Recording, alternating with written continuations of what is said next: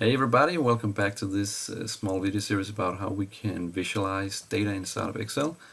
And we got the data in here from our comma separated file, which we have here. And we can see already we've kind of improved on the presentation. We don't really want to show this to somebody in a presentation. This is a little too, maybe it's a little too boring in a presentation, I think it's so. This is better. But we can do even better because Excel has ways of making charts that will improve dramatically on this. But first, these data are not sorted in any way. We can see this is the population of the countries, and Excel kind of auto-generated some drop-down buttons here where we can sort the country, or we can sort the population, and we can see if we take the largest to smallest, we get China in the top because that is the biggest country, and then it goes down there. So this kind of improves a little bit in our presentation in this, and let's see if we can zoom this a little bit. We can go even further.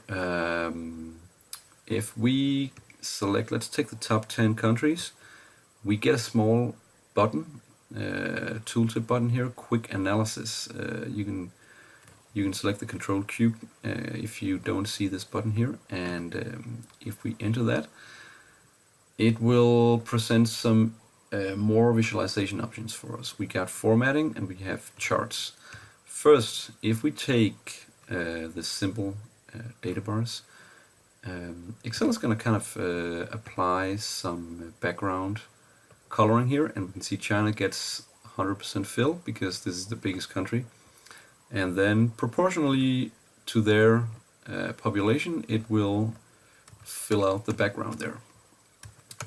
So this is a little bit better. If you want to show this to somebody, you can export this as an image and show it in a presentation.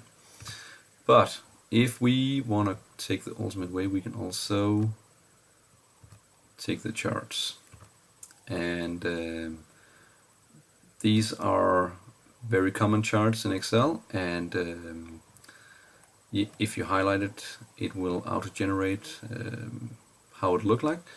And you can also select more charts, and then we have more variants here. We can also go to all charts.